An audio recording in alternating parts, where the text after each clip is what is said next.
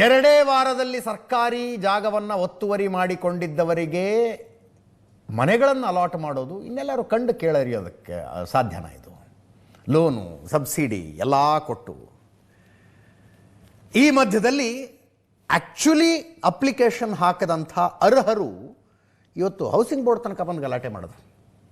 11,20,000 ರೂಪಾಯಿ 1 BHK ಫ್ಲ್ಯಾಟಿಗೆ ಕಟ್ಟಬೇಕಾಗಿರುವ ದುಡ್ಡು.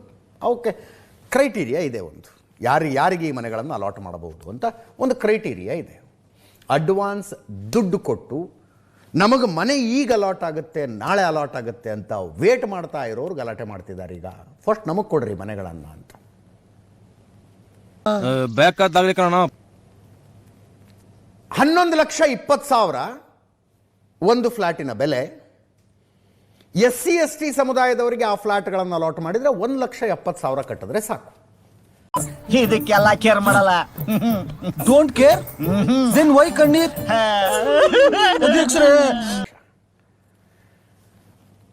ಆ 2.5 ಲಕ್ಷಕ್ಕೆ ಬೇಕಿದ್ರು ಸರ್ಕಾರ ಸಾಲ ಅಂತ ಕೊಡುತ್ತದನ್ನು, ನಿಧಾನಕ್ಕೆ ಕಟ್ಕೊಂಡು ಹೋಗಿ ಅಂತ. ಉಳಿದದ್ದು ರಾಜ್ಯ ಸರ್ಕಾರದಿಂದ ಒಂದಷ್ಟು ದುಡ್ಡು ಬರುತ್ತೆ, ಕೇಂದ್ರ ಸರ್ಕಾರದಿಂದ ಒಂದಷ್ಟು ದುಡ್ಡು ಬರುತ್ತೆ. ಅಲ್ಲಿ ನಿಮಗಿದು ಕೊಟ್ಟು ಬಿಟ್ಟಿದ್ದೀವಿ ನೋಡಿ. 11,20,000 ಫ್ಲ್ಯಾಟಿನ ರೇಟು. GBA 5 ಲಕ್ಷ ಕೊಡುತ್ತೆ, ಕೇಂದ್ರ ಸರ್ಕಾರ ರಾಜ್ಯ ಸರ್ಕಾರ ಸೇರಿ 4.5 lakh. See, I'm playing a very big intelligent game. SC ST ಸಮುದಾಯದವರಾಗಿದ್ದರೆ 1,70,000 ಕೊಡಬೇಕು. 1 BHK ಮನೆ ಇದು, 20-30 ಡೈಮೆನ್ಷನ್, 600 ಸ್ಕ್ವೇರ್ ಫೀಟಿನ ಮನೆ. ಈಗಾಗಲೇ ನಿಯಮದ ಪ್ರಕಾರ ಅರ್ಜಿ ಸಲ್ಲಿಸಿ ಈ ಮನೆಗಳಿಗಾಗಿ ದಾರಿ ಕಾಯ್ತಾ ಇದ್ದವರು ಗಲಾಟೆ ಮಾಡ್ತಾ ಇದ್ದಾರೆ. ದೃಶ್ಯಗಳಿದಾವೆ. ಫಸ್ಟ್ ನಮಗ್ ಕೊಡಿ ಅಂತ ಬೆಂಗಳೂರು KHB ಕಚೇರಿಗೆ ಬಂದರು. ಇವರು ಅರ್ಜಿ ಸಲ್ಲಿಸಿ ದಾರಿ ಕಾಯ್ತಾ ಇರೋರು. ನಮ್ ಕಿಲಾಡಿ ನಮ್ ಏರಿಯಾಗೆ ದೊಡ್ಡ ದೊಡ್ಡ ನಮ್ ಶಾರುಖ್ ಖಾನ್ ತರ ಡಾನ್ತಾನೆ. ಇವರಿಗೆ ಅಲಾಟ್ ಆಗಿದ್ದ ಮನೆಗಳನ್ನ ಈಗ ಅಕ್ರಮ ಸರ್ಕಾರಿ ಜಾಗ ಒತ್ತುವರಿ ಮಾಡಿಕೊಂಡಿದ್ದವ್ರಿಗೆ ಕೂಡ ಕೊಟ್ಟಿದ್ದಾರೆ ಅಂದ್ರೆ ಸಿಟ್ಟು ಬರೋದಿಲ್ವಾ ಇವರಿಗೆ? ಮಾತಾಡಿದ್ದಾರೆ ನೋಡಿ ಅವರು. 30 ಖಾಲಿ ಮಾಡಿಸ್ತೀವಿ ಅಂತ ಹಾಕ್ಬಿಟ್ಟು ಲೆಟರ್ ಹಾಕ್ಬಿಟ್ಟು ಖಾಲಿ ಮಾಡಿಸಿಲ್ಲ ಅವ್ರನ್ನ. ಅವ್ರ ಒಳಗೆ ಇದ್ದಾರೆ 58 ಜನ 68 ಜನ ನೋಟಿಸ್ ನನ್ನ ಮೇಲೆ ಆಣೆ ಇಟ್ಟೇಳು, ನನ್ನ ಮೇಲೆ ಆಣೆ ಇಟ್ಟೇಳು.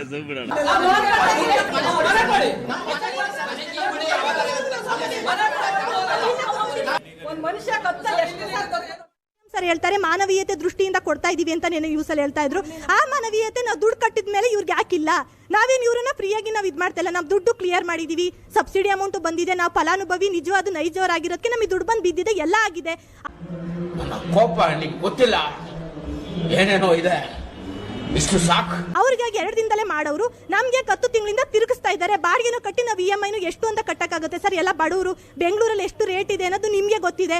ಅದರಿಂದ ಇವರು ಬೇಗ ಇದು ಮಾಡಿದ್ರೆ ನಾವು ಮನೆ ಕೊಡೋವರೆಗೂ ನಾವು ಹೋಗಲ್ಲ ಸರ್. ನೋಡಕ್ ಸ್ವಲ್ಪ ಸೈಲೆಂಟ್ ಆಗಿ ಕಾಣಿಸ್ತಾರೆ, ಬಟ್ ಸಖತ್ ಗೋಳಿಕತಾರೆ, ನಮ್ಮನ್ನ ತುಂಬಾ ಗೋಳಿಕೊಂಡಿದ್ದಾರೆ. ನಾವಿಲ್ಲ ಕೂತ್ಕೋತೀವಿ.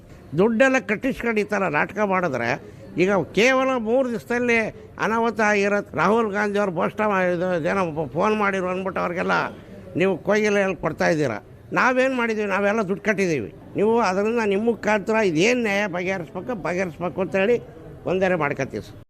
ಸೇರೆ ಉಟ್ಕೊಂಡು ಬಳಿ ತೊಟ್ಕೊಂಡು ಯಾವ್ದಾರ ಹೈವೇ ತೊಳಗ ಕೈ ತೊಟ್ಕೊಂಡು ನಮ್ಮ ಮೇಲೆ ನಮ್ಗೆ ಯಾಕೆ ಮಾನವೀಯತೆ ತೋರಿಸ್ತಾ ಇಲ್ಲ? ವಲಸರು ಬಂದವ್ರಿಗೆ ಅವ್ರಿಗೆ ಮಾನವೀಯತೆ ತೋರಿಸ್ತವ್ರೆ. 1 ವಾರದಲ್ಲಿ ಅವ್ರಿಗೆ ಅಮೃತ ಮಹೋತ್ಸವದಲ್ಲಿ 5 ಲಕ್ಷ ಶಾಂಕ್ಷನ್ ಮಾಡ್ತಾರೆ,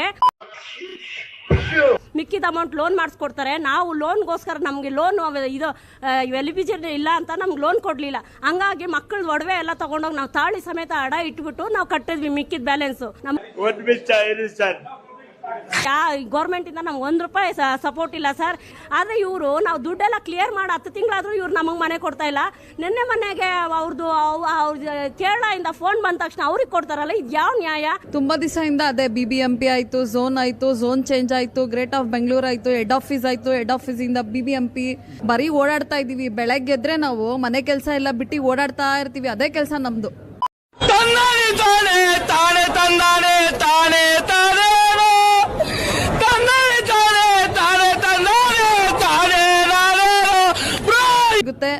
ಮನೆ ಕೊಡಬೇಕು, ಇಲ್ಲಾಂದ್ರೆ ನಮ್ಗೆ ಅವರು ಆನ್ಸರ್ ಮಾಡಬೇಕು, ಏನಕ್ಕೆ ಈ ಥರ ಮಾಡ್ತಾ ಇದ್ದಾರೆ ನಮ್ಮ ಹತ್ರ ಅಂತ.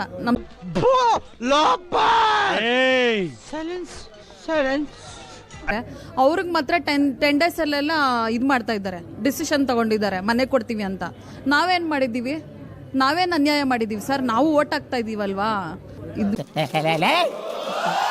ಯಾರು ಇವರೆಲ್ಲ ವೇಟಿಂಗ್ ಮಾಡಿಸ್ತಾ ಇದ್ದಾರೆ ಸರ್. ನಮ್ದೇನಂದ್ರೆ ನಮ್ಗೆ ಕೀ ಬೇಕು, ಕೀ ಸಿಗೋವರೆಗೂ ನಾವು ಬಿಟ್ಟು ಹೋಗ. ಇದರ ವಿರುದ್ಧ ಬಿಜೆಪಿಯವರು ಜನವರಿ 5ನೇ ತಾರೀಕು ಫ್ರೀಡಂ ಪಾರ್ಕ್ನಲ್ಲಿ ದೊಡ್ಡದೊಂದು ಹೋರಾಟಕ್ಕೆ ಕರೆ ಕೊಟ್ಟಿದ್ದಾರೆ. ಕಾಂಗ್ರೆಸ್ನಿಂದ ಮುಸ್ಲಿಂ ಓಲೈಕೆ ಅಂತ ಹೋರಾಟ.